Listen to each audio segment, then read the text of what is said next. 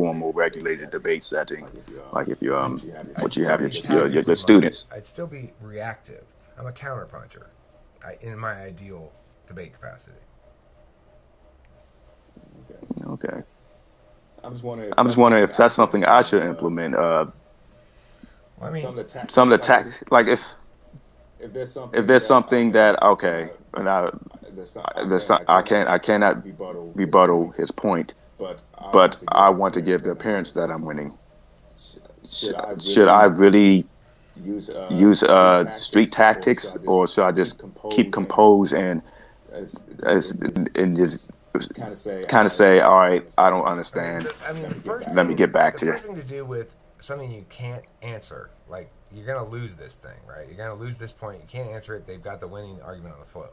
The first thing you do with that is you go, note judges or whomever you're talking to or opponent that what you have here is a single standing contention. Make a big point of the fact that you admit that it's standing, you acknowledge that he wins that argument chain, and then point to the fact that that argument chain is insufficient to win the overall argument.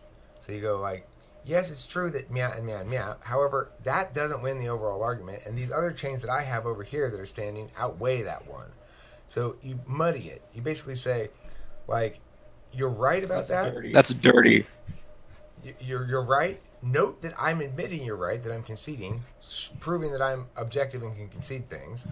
And additionally, I'm going to highlight the fact that my objectivity regarding my own wrongness on this point means I'm more objective, and therefore I'm more likely to be right about my other things that I'm saying are standing, and those things outweigh. And now whatever impacts the thing you conceded might have against you are actually outweighed by the repurposing of it. Like for example, when you and I had a discussion some time ago, and you was trying to get me to admit that a specific detail that restaurants do before they do it, not government employees. Yes, I remember. It would have been better if I conceded to your point that yes, you're right that they do that, but then continue and say, okay, but this is the bigger overall truth. Yeah. So if I were to respond to me in that circumstance, it'd be like, you're absolutely right. With a big corporation like McDonald's, you're going to have McDonald's employees who are doing it at the behest of the corporate leaders because they don't want to incur liability. However, the vast majority of restaurants in the United States are not part of a major corporation. They're one building establishments, mom and pop businesses. If those individuals were not constrained by regulations from the government, they're not going to incur enough liability to justify them taking expensive measures that may be necessary to keep food safe. So, as a consequence, you're right about the big corporations, but if you care about small businesses, you want to enable a system where they are pressured to keep food safe as well, because otherwise people will stop eating at small businesses and they start getting sick at them slowly one at a time.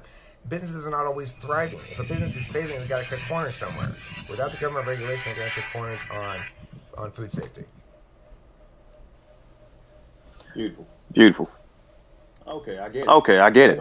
Don't hesitate to admit a obvious truth, especially if you think you have a better overall truth. The other thing is, nobody ever does what you just did, which is ask me, or you didn't really ask me, but you opened the door for me even. Nobody ever does this. If I'm in the middle of a heated argument with somebody, all they need to do is say, okay, then you tell me what the best arguments for my side are, and I will be happy to switch sides. Oh yeah, of course. I like sometimes playing devil advocate is fun. My point is, but I like getting your advice because obviously I'm not the greatest debater in the world, and I know that there's people better than I. So why not learn from the best of people who are better? Because I know I'm not smart. I don't think anybody's truly smart. I just want to update my understanding of the world I asked Jeremy and whatever. Like me asking Jeremy about music stuff. I know that he knows better about music production, certainly, than I do. So I asked him about EQing, and he said to me what I just said to you, which is, it's weird how nobody ever asks me shit or takes advantage of my base of knowledge regarding music. And that's one of the keys, I think, in life to being at all successful is seeing other people's accomplishments, tricks, whatever they do, as a resource you can learn shit from will make you continue to improve. Whereas if you don't do that, if you're always trying to if you're always trying to battle the FE thing, like, no, I don't want you to know more than me, then you don't really have much capacity to improve. I might not want them to know more than me, but if they do, I'm not going to lie to myself about it at all. I'm going to be like, okay, this person knows more. Let me learn all this shit real quick. Yeah, right. Yeah, right. Right. Right. There's many things that, for you, for example, know more than I, and we can just learn from each other. Right. So watch. But, let me teach you about bread delivery now. Okay. So with bread delivery, Please. you got to be really careful with the bread because it's kind of squishy. Okay, that's rule number 1. And perishable. And perishable. Oh, and perishable too. Right. So that means don't leave it in a tub of mayonnaise in the hot sun. Okay. Rule number 2: don't leave your bread in a tub of mayonnaise in the hot sun. I wonder if bread is delivered vertically or horizontally. Ask Washington. Well, you can ask me. I can educate you on that. Well, they are put in trays, and they are horizontally put in trays. So what happens to the bread on the bottom? Does it get squished, or is the bread just so light that it doesn't do that? There's space in between the trays where you can slide product into easily in and out. So there's basically trays stacked. Yes, right on top of each other with space in between One them. loaf per tray, or do they go ahead and roll the dice and put a second loaf on top of the loaf on the tray? Well, that would be very inefficient, and so they stuff as much bread as possible to reduce transportation costs, because now they able to compact more into their trailers, and rather than making 2 trips. Does any bread get flattened in this process? Once in the blue moon, but not very often. That's if there's a bad tray, and then you just write that off as credit. When you get a flattened bread, We'll take it home. When you get a flattened bread, do you have trouble sleeping that night? Oh God, it gives me nightmares, bread. I just think about what the possibilities that could have happened with that bread. It could have been made into a French toast, ham sandwich, anything, French toast, grilled cheese. It's amazing instead, what could have happened. But now it's it's some careless tray filler. That bread is forever lost.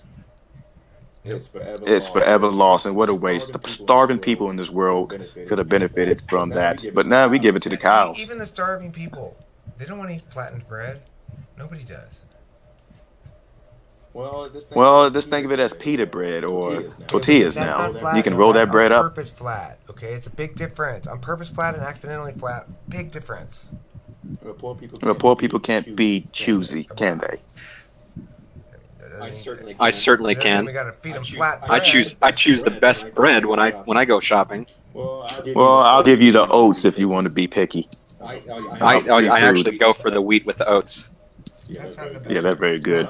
Try oatmeal bread. Arnold oatmeal bread. I'm plugging my product. I hate white bread. No, John, you got it entirely backwards. White bread is good. Oat bread has got too much shit on it. Oh yeah, so if you eat it, it's crumbs everywhere. No. If you get the right kind of wheat, oh man, you get the wheat with the oats, like the 15 multigrain at Walmart. Man. That's unhealthy. You need to have them bleach out all the nutrition from the bread. Health is not a factor in this. I just like the taste. You mean you prefer things Buy my product, please. It's please. also more moist. Okay, well, moistness, we can all agree moistness is delicious. I like English muffins. Yeah. Oh, I smell those. So you say something that's like the complete lack of moistness? Well, they are moist if you put egg and ham between them. Yeah, but it's not because of the bread, is They're it? sturdy holders. That's the thing. English muffins are a sturdy holder.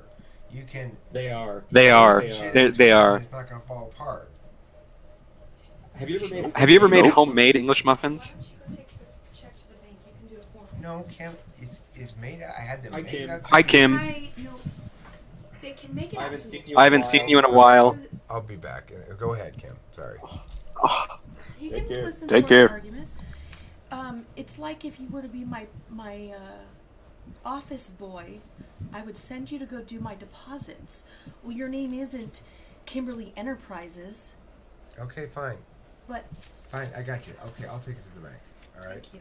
And I'll And go. I'll pay you $15 to do this. Wow, thanks.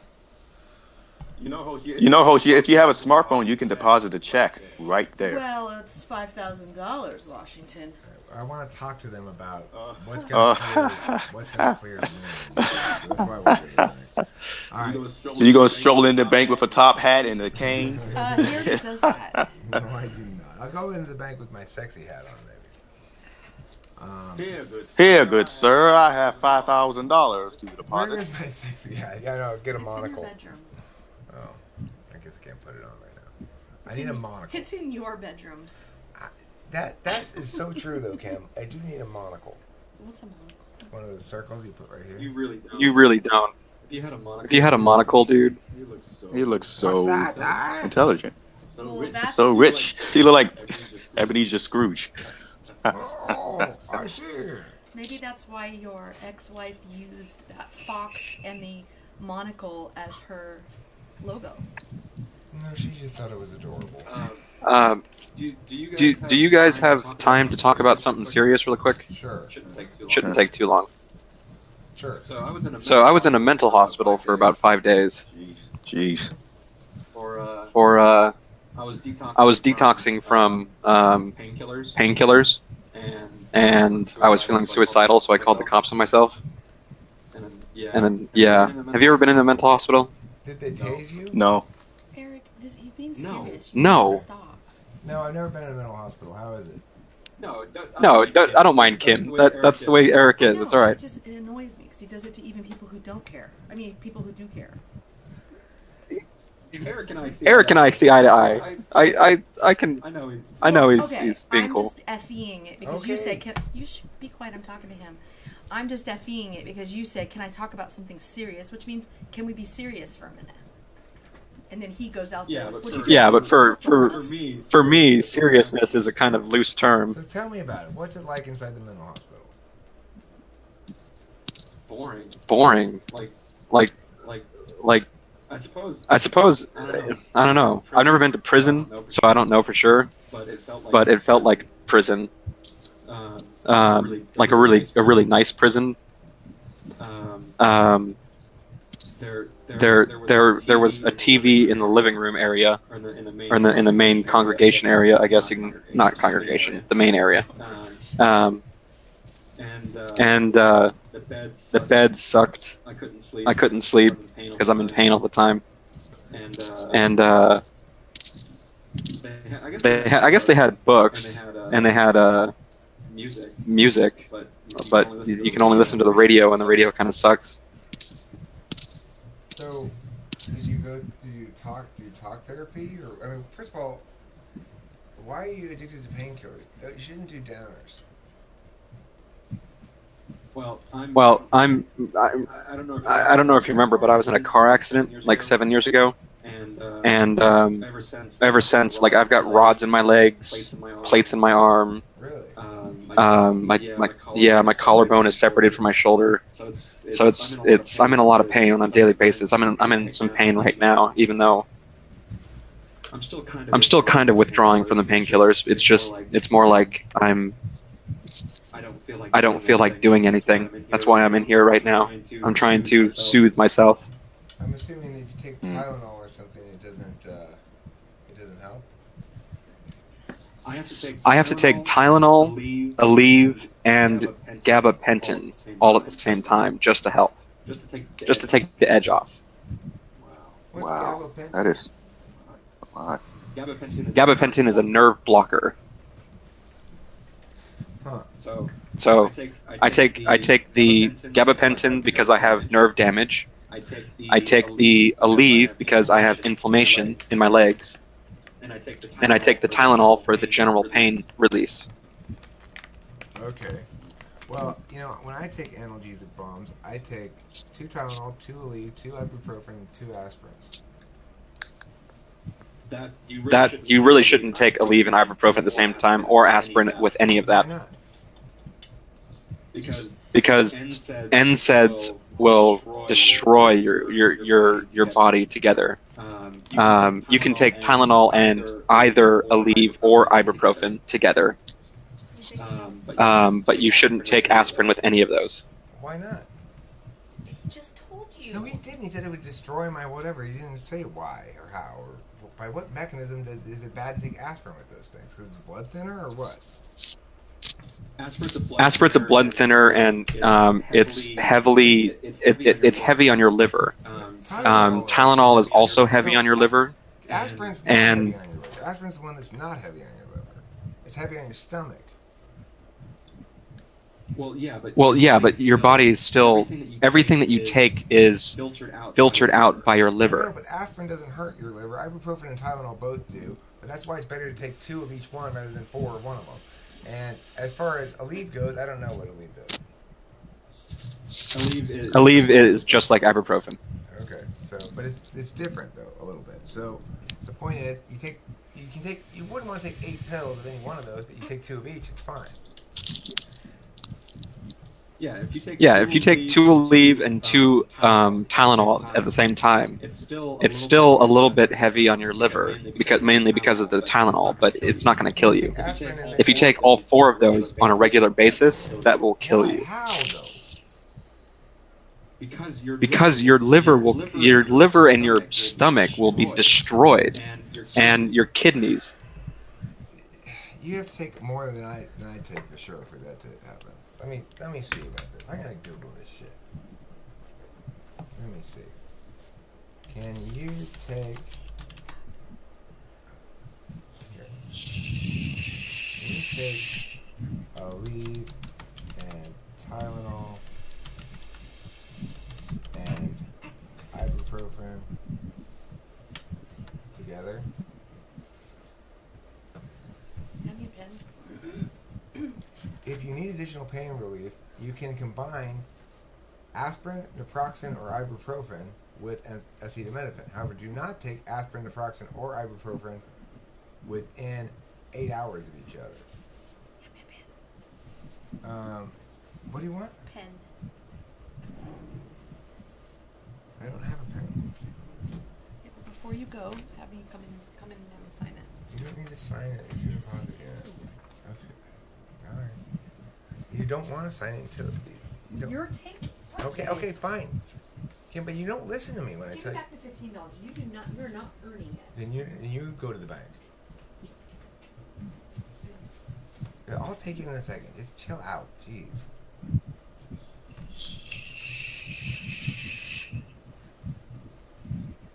There are 4 more main types of analgesics: naproxen, ibuprofen, aspirin, and acetaminophen. Naproxen and ibuprofen work in the body the same and have the same side effects. Ibuprofen is typically taken every 6 to 8 hours, naproxen every 12. Aspirin works a little differently, but has similar side effects. Acetaminophen works a little differently than both, has different side effects, and can be taken every 6 to 8 hours.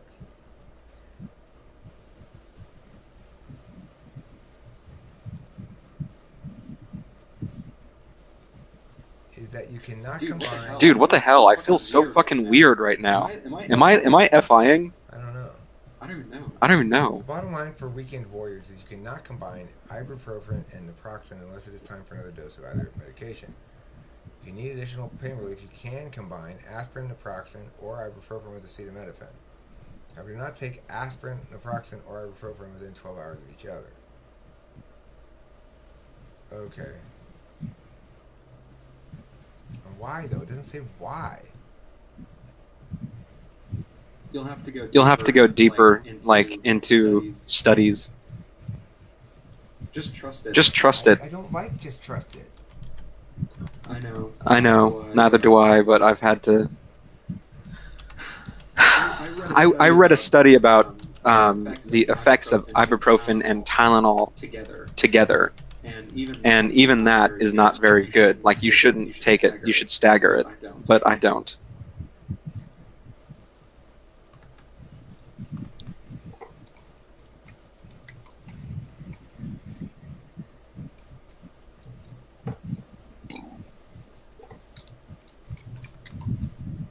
Eric, how do you know if you're FIing? Well, Well, some kinds of FI are easier to identify than others. Like, what kind of feeling do you think you might be experiencing?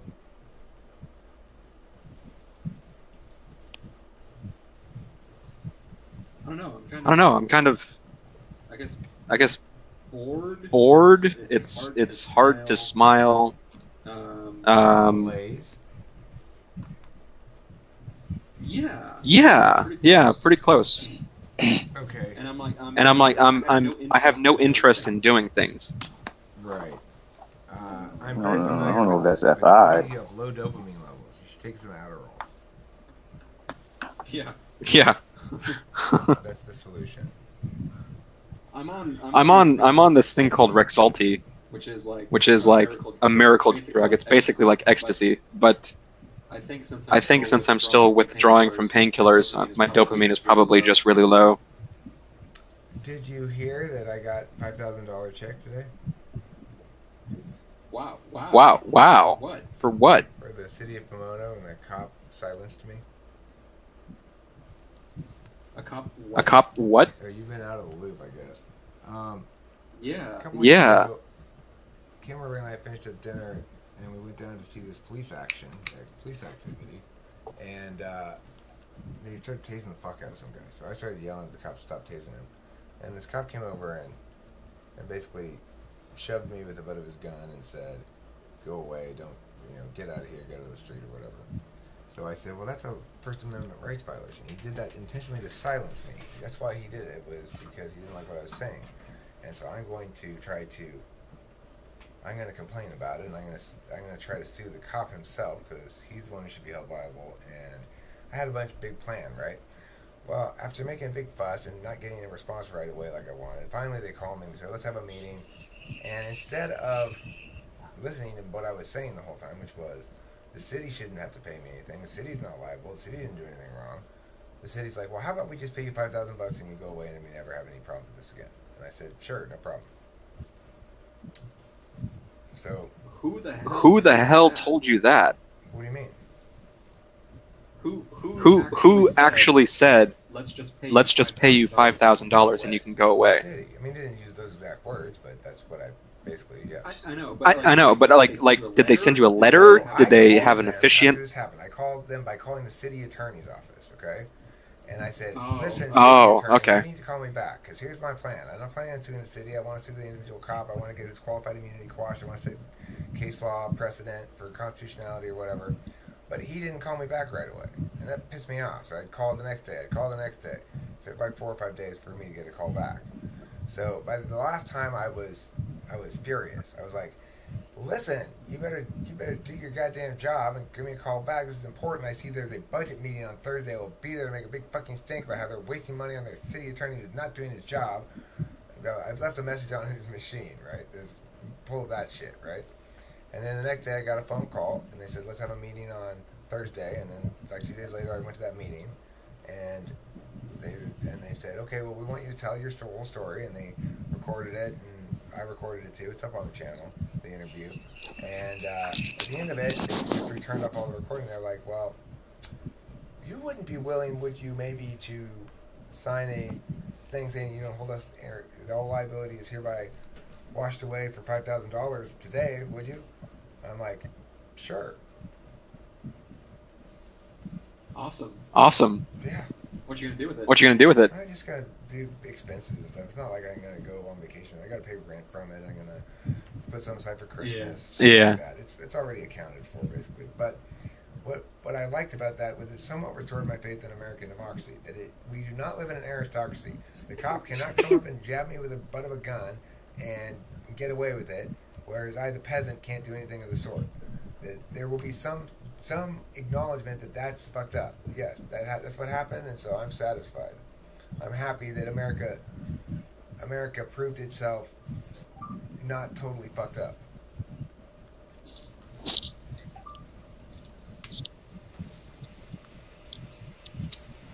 That's pretty cool. I wish I had $5,000 right now. I know I needed it too. It was like the slabs were looking out for me, as they often do. I don't know why. The slabs are very much concerned with me and my goings on for some reason. I don't know why, what it is that made the slabs that way, but it's always been that way, or it has been for the last 4 or 5 years, I should say. All kinds of slabby shit happens all the time. Magic stuff happens constantly. I wonder. They probably just paid you off because you were the squeaky wheel. Yeah, because they were tired of a bunch of videos being put on my YouTube channel about how fucked up Pomona was being about not returning my calls and how this and that and the other thing, talking shit about them all the time or whatever. But the thing is, once they dealt with me nicely and listened to me, as long as I get to tell my story, get heard, they're not saying I'm wrong, and they're doing the appropriate FE gesture, giving me $5,000, then I'm perfectly satisfied. I even if they hadn't given me any money, I would have been satisfied with being able to go in there and tell my story and be heard, and have it recorded by this investigator and by the other person from the city, just to make sure that everybody, so that I know that my 2 cents count. That they have to listen to what I'm saying. That's most important. Yeah, but do they really? I mean, yeah, they heard you, but they didn't do anything about it. $5,000. Well, yeah, but they're not fixing the core problem. I'm not after the core problem. I don't like that core problem frame. My point was, and I made this point loud and clear, that the individual cop should be held responsible, and that's how it should always be, because only individuals take action. Yeah, but is the individual cop really going to be held responsible for that? I'm saying he should be, and that's the message I needed to make clear to everybody. Okay, so you just wanted the message heard. Yeah, I felt like everybody needed to hear me rant about this shit for a little while. So basically, you wanted to waste time. No, I want everybody to have to listen to me. Yeah. Well, that's cool though. I mean, it's nice that you got $5,000. Right. I'm totally satisfied with this. Other people are like, well, you could get more, but I didn't deserve more. I don't even think I really deserved $5,000. So that would have been unjust, and I couldn't possibly have done that without fucking everything up. Karma's a bitch, man. Karma is a fucking bitch. If you don't do shit right, the universe slaps you down like a little hoe, as it has me many times. If you do things exactly right, it rewards you accordingly. But you gotta be exact. God is a wrathful God. Wrathful for sure. Boy, is he. But fair. Wrathful but fair. To me, anyway. I don't know about other people. Are you a religious man? Increasingly. There's nothing wrong with that. But I mean, I don't have a religion. Well, I mean, I have several. But I wouldn't self-identify as Christian, but if I had to pick a religion to self-identify as and be entirely serious about it, I would pick Christianity. But I don't self-identify as a Christian. So you're not interested in worshiping Greek gods and all of that. Okay. Well, I think that there's a qualitative as well as quantitative distinction between monotheism and polytheism. So, I mean, it's not, you may have heard the atheist argument. Well, tell me the reasons why you don't believe in the gods you don't believe in, and that's the reason why I don't believe in your God. Well, there's a distinction to be made. If you're exercising faith in an environment that has multiple gods versus exercising faith in an environment that has one God, there's a distinction to be made. It's not simply that because I disbelieve in polytheism, that therefore I must be able to apply those same arguments to monotheism. It doesn't work like that.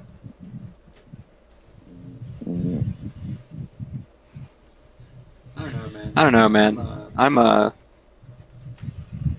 I'm agnostic, increasingly becoming atheistic. I like the reference. It's hard to have faith. It's you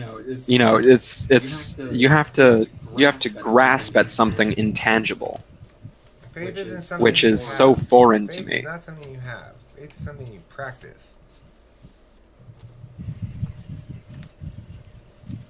It's a good point. they were telling me that, like, you know, because I'm an addict. So they were telling me that I should go to Narcotics Anonymous, which I plan to do so. But part of What's what? your problem drug or drugs? My main one are opiates. Okay, so you might need to quit that. Narcotics Anonymous is going to tell you have to quit everything. I would strongly recommend against not smoking weed. You should smoke weed. Yes. So at least that. Now, if you have other drugs that you enjoy periodically and that are not an addiction problem for you, you should continue to do them. But you have to And find something that entertains you, and engage in that more often, rather than just video games, any sports you might be interested in, community. Hey, join the auxiliary police for your county or city. Do something that would keep you. I know you're in pain. You said you had metal in you everywhere, from your neck to your legs. And I'm not sure how much that's enabling you to really move around and engage in such activities. Well, that does make it a little bit harder. Yeah, it you does. should get some giant magnets and use them to facilitate your own movement.